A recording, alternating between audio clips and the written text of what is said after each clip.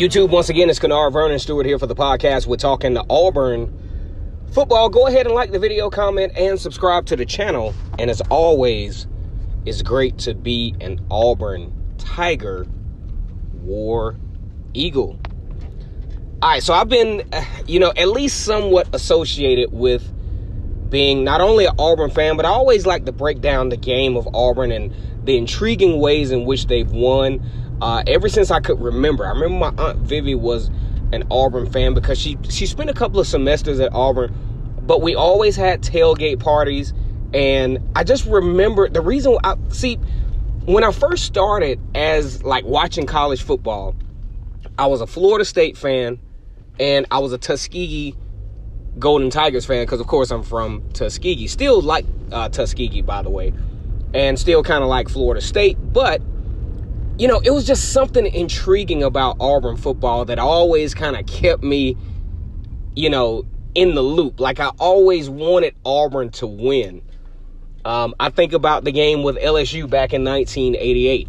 I think about the memorable season of 1993 when Auburn went undefeated and beat Alabama. Think about 1989 when Auburn beat Alabama for the first ever game in Jordan-Hare Stadium.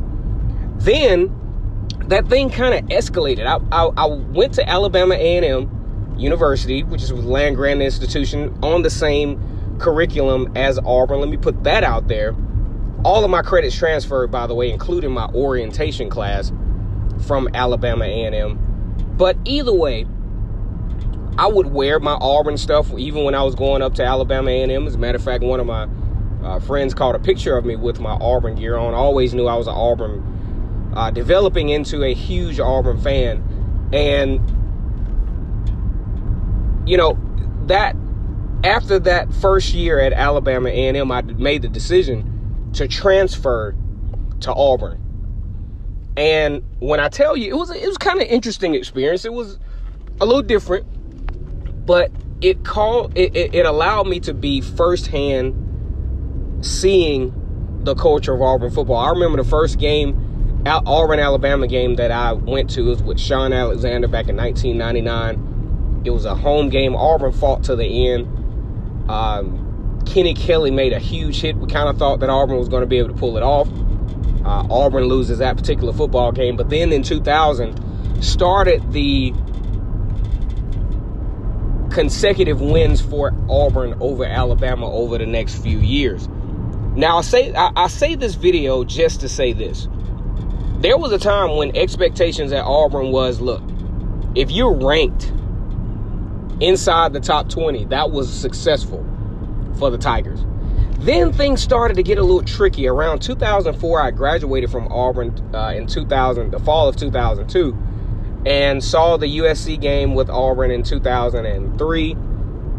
And then the following year, Auburn goes undefeated, shunned out of the BCS National Championship game. But we started to look at the possibilities of Auburn in 2004. That's when the possibilities started. Not quite the expectations, because you still didn't secure the bag, so to speak. But then the possibilities. Then you have the consecutive nice winning seasons, 06, 07. Things kind of went awry around 08, 09. Then comes 2010. Cam Newton arrives on campus. Auburn is the national champions. I mean, it was an unreal feeling for Auburn, of all teams, to actually be a national champion. Then 3 years later, Auburn is right back. SEC champions again. Right back in the BCS National Championship. Matter of fact, the last BCS National Championship that was actually played against Florida State, seconds away from winning that national championship. So you say, Kennard, why do you make a video like this? I make a video like this because I think in 2020, I think it's about time for Auburn to turn the corner as far as their relevancy in college football. They're right there. Right there. You talk about 2013, winning that national championship. that changes the whole scope for the next few years under the Gus Malzahn era with recruiting. Auburn, I think, has the coaching staff to do it, has the experience, has the culture in place to turn the corner this year. Has kind of sort of has the schedule to make it happen. To have a 10, 11 win season. Has the schedule in place to possibly make it happen. Has the recruits in place to make it happen. I think Auburn will upgrade wide receiver wise. Definitely at least break even offensive line. It can't be any more non-productive than it was last year. So I think in 2020, Auburn fans are thinking, hey, it's time for us to turn the corner.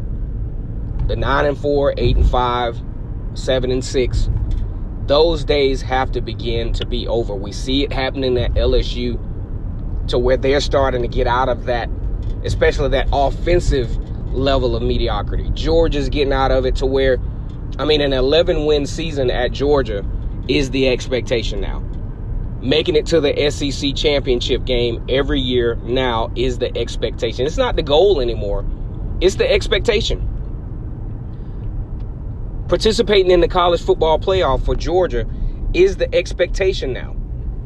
Now that LSU has turned the corner with their offensive philosophy, now an expectation. Florida is starting to emerge again.